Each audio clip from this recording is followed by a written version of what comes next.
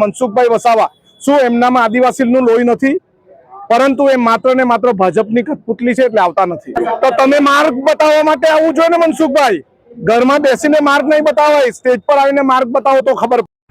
ધારાસભ્ય ચેતર વસાવાના સમર્થનમાં કોંગ્રેસના ધારાસભ્ય અનંત પટેલ ડેડિયાપાડા ખાતે આવી પહોંચ્યા। ધારાસભ્ય ચેતર વસાવા અને અનંત પટેલ ખાસ મિત્ર છે। ભલે એકબીજાની પાર્ટી અલગ અલગ હોય અને અલગ અલગ પાર્ટીમાંથી ધારાસભ્ય હોય, પણ બંને આદિવાસી સમાજમાંથી આવે છે। ત્યારે આદિવાસી સમાજની વાત આવે અને આદિવાસી સમાજની સામે અન્યાય થતો હોય ત્યારે તેઓ બંને એક સ્ટેજ પર આવી જતા હોય છે। ત્યારે આજે ડેડિયાપાડા ખાતે ધારાસભ્ય અનંતભાઈ પટેલ ધારાસભ્ય ચેતરભાઈ વસાવાના સમર્થનમાં આવ્યા હતા અને જેલ ભરો આંદોલનની ચીમકી પણ આપી હતી અને ખાસ સરકાર અને સાંસદ મનસુખભાઈ વસાવાની સામે ગંભીર આક્ષેપો કર્યા છે। શું કહ્યું સાંભળો તેમના શબ્દોમાં।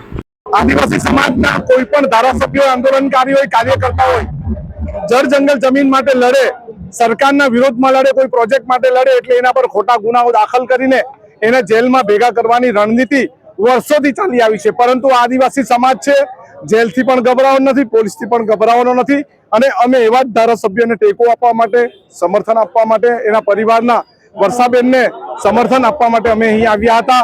ખૂબ મોટી સંખ્યામાં લોકો જોડાયા છે। જો સરકાર નહીં માને તો અમે જેલ ભરો આંદોલન કરતા અટકાઈશું નહીં। હું એમના મિત્ર તરીકે છું અને રહીશ।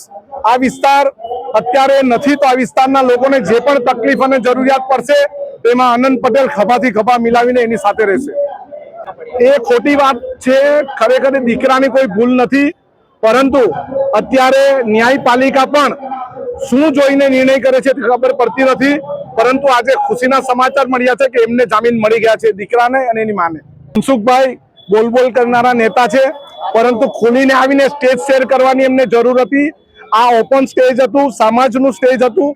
કોઈ પણ સમાજને આવીને સમર્થન જાહેર કરે કેમ આવ્યા નહીં મનસુખભાઈ વસાવા? શું એમનામાં આદિવાસીનું લોહી નથી? પરંતુ એ માત્ર ને માત્ર ભાજપની કઠપુતલી છે એટલે આવતા નથી। તો તમે માર્ગ બતાવવા માટે આવવું જોઈએ ને મનસુખભાઈ, ઘરમાં બેસીને માર્ગ નહીં બતાવાય, સ્ટેજ પર આવીને માર્ગ બતાવો તો ખબર પડે।